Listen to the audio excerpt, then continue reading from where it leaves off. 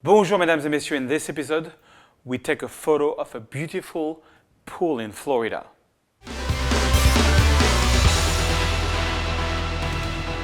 Bonjour mesdames et messieurs, my name is Serge Ramelli. I'm a French photographer living in Paris and I make 2 tutorials per week. If you click here, you can subscribe to my YouTube channel and get twice a week free tutorial on Lightroom, Photoshop, anything on your YouTube channel. If you click here, you will not only get the raw files for this episode, but all the past episodes. We're talking hundreds of raw files for free.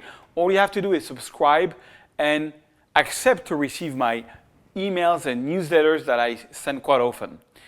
All right, in last episode, I showed you a little glimpse of Lightroom Mobile, a very nice software. It's pretty cool, check it out.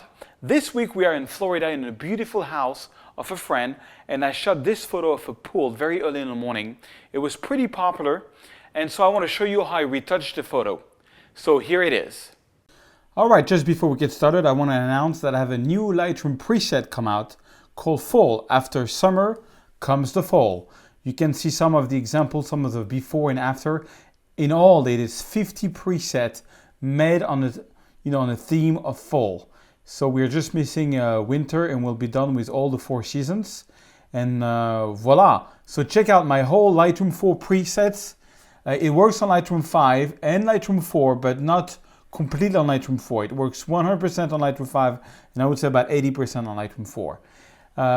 You can still get 40% off on my website until the 30th of April. We extended it from the 50th to the 30th. Voila, and let's get to the tutorial. All right, just a little warning before we get started with the tutorial. If you've been following my podcast forever, you must know most of the techniques I'm going to show today. But there's a lot of newcomers to the show, and so I want to get them up to date. And you will learn a few things, but nothing revolutionary today, except that I really like the photo, and the final result really was very popular on 500px. That's how I test my photos.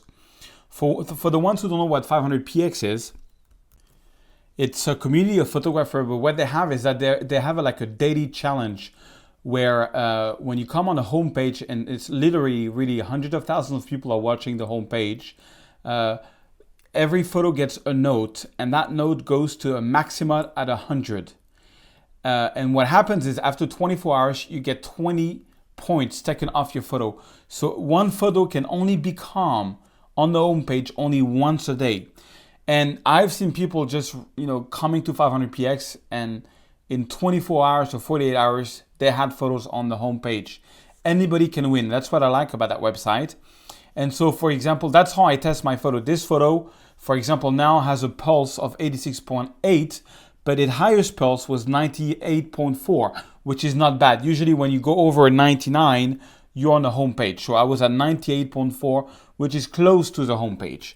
So, you can see there's 2,537 views. That's not bad, So I know it's popular. I know this type of photography people like. And that's how I test my photos. If I see something going well up on 500px, I usually will do a tutorial on it.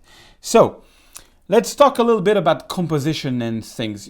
I mean, this photo obviously has very great lights, but it also has leading lines. You see how the lines gets your eyes into the photo and over to the sunset.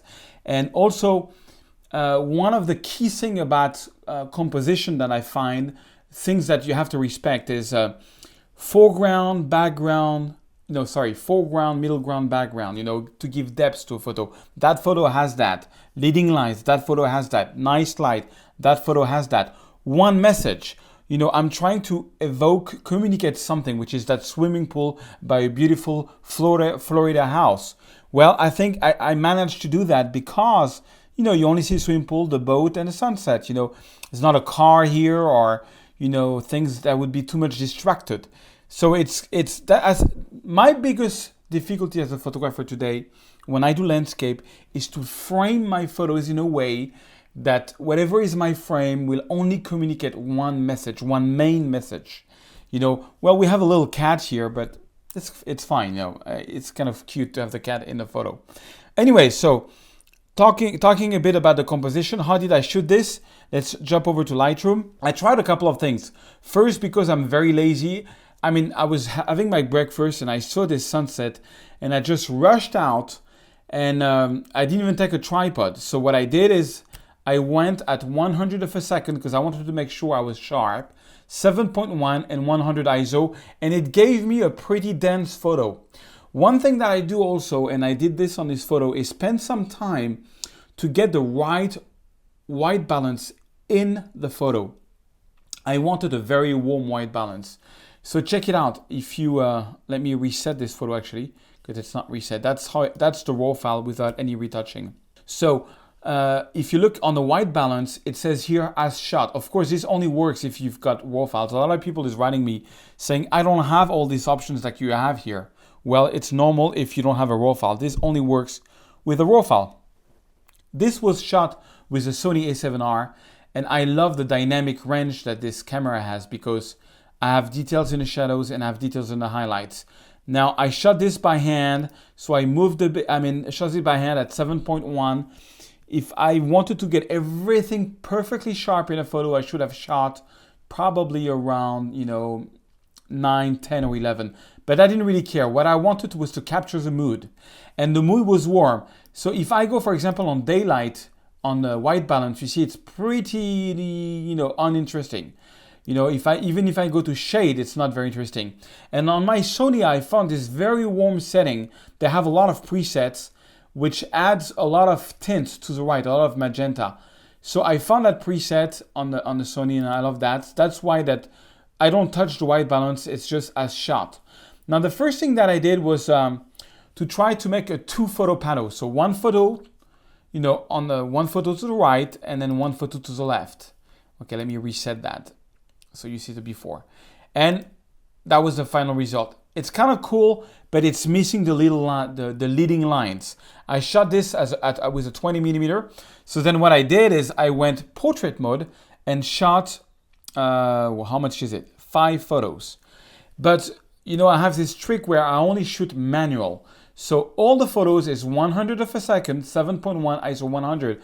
So if I retouch one photo, whatever I did on that one photo, I can synchronize on the rest of the photo, and then I can merge it into Photoshop. Let me show you what I mean. I open the shadows. Also, one thing I want to answer, people is asking me, when you do panels, do you have like a nodal, ball head? This like $300 ball head. No, I shoot most of my panels with my hand, not even with a tripod like this one. Whenever the sun is around, there's a lot of lights, usually can do it by hand.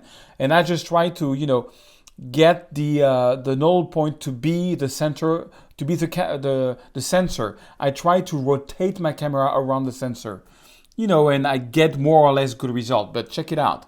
So first thing first, I'm going to open up the shadows and bring down the highlights. And that, if you follow, that's my first workflow, and it works really well if you've got a right exposed raw file.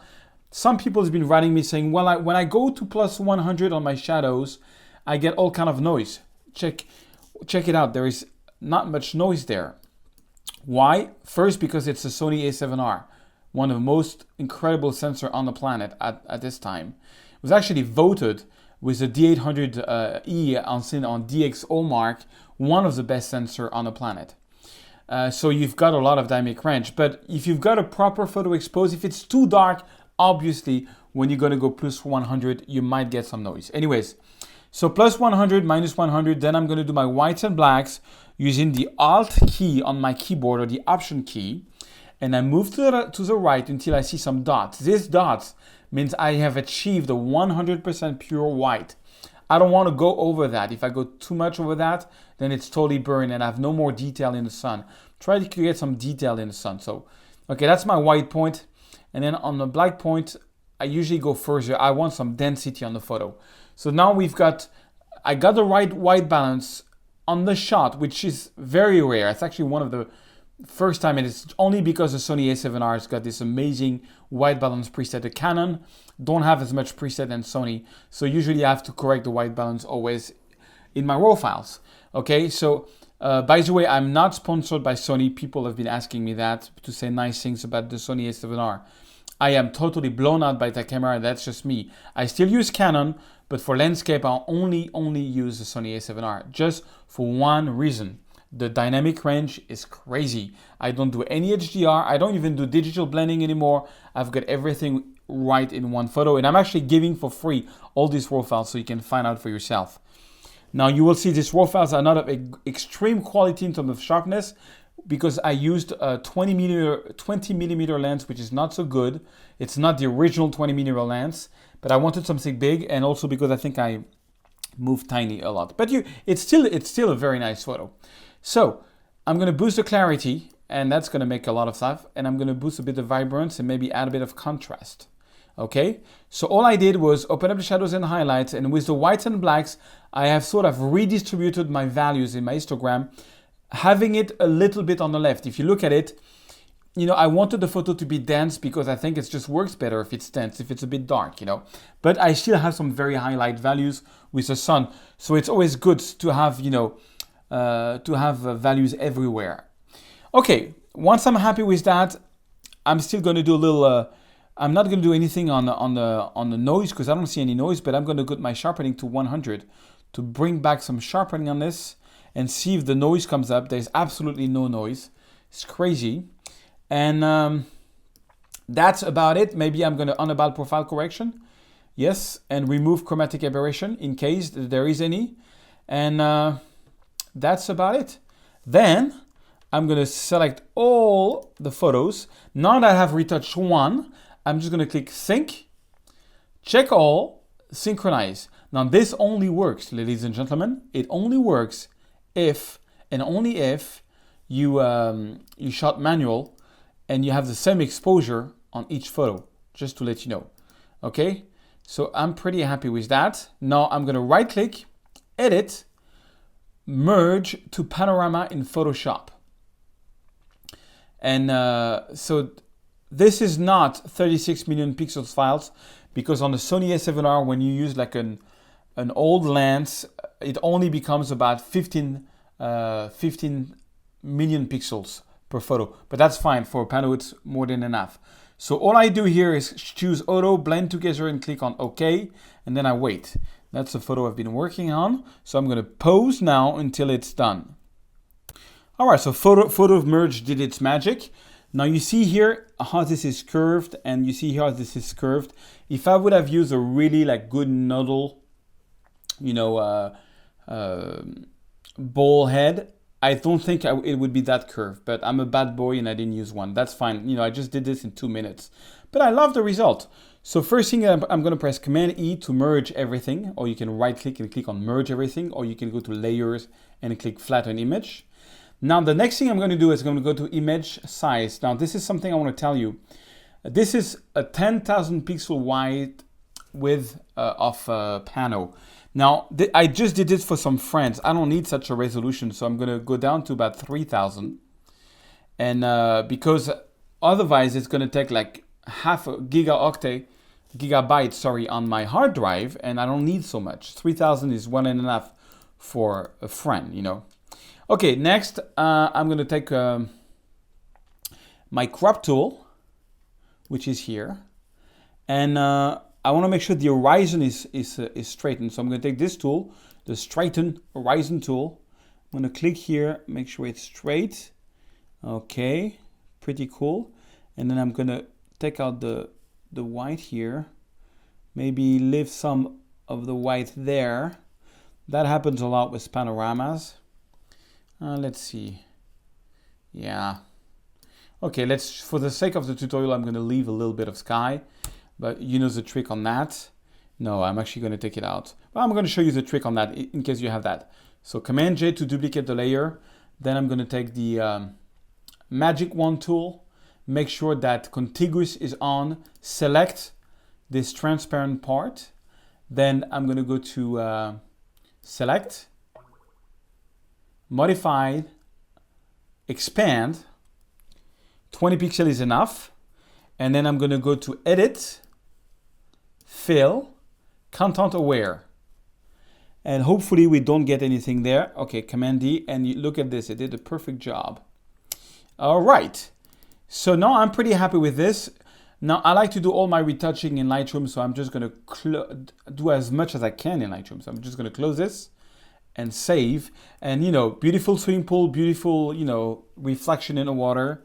It should be cool. Let's go back into Lightroom, and there we have it. So let me press I to take this out. And now I usually do a bit of what we call double processing. The first time I retouched it, I did it this way. Now, yeah, I took some of the sky out. That's right. So I might do that. I'm going to add a bit more clarity, just a little bit more, a bit more vibrance and a bit more contrast, because I want it to be a bit crazy, and also for you guys to see it well on video. I'm going to crop the photo. I want to make it a bit more panoramic. And I think I'm going to add, which I didn't do originally, did I? I don't think I did. Oh, yes, I did. I'm going to add a bit, I'm going to close the photo a bit more. What I mean by that is I'm going to take a graded filter. I'm going to go to exposure, make this a bit like a bit minus, and just darken just a little bit the top of the sky, just a little bit. Voila. And then I do the same thing on the bottom. It just, you know, it gets the eyes of the viewer inside of the photo, which is cool. I did it a bit more dramatic than the first one I retouched, but you know, you get a bit the idea. I think clarity, I went a bit too much. I don't think I'm going to add so much clarity, but something like this. So let me put this full screen, and yeah, I kind of like the result, and I hope you learned something. Bye-bye. All right, guys, I hope you like this tutorial. It's really fun to work with the Sony A7R and make these panoramas, and I hope to see you in my next episode. Au revoir.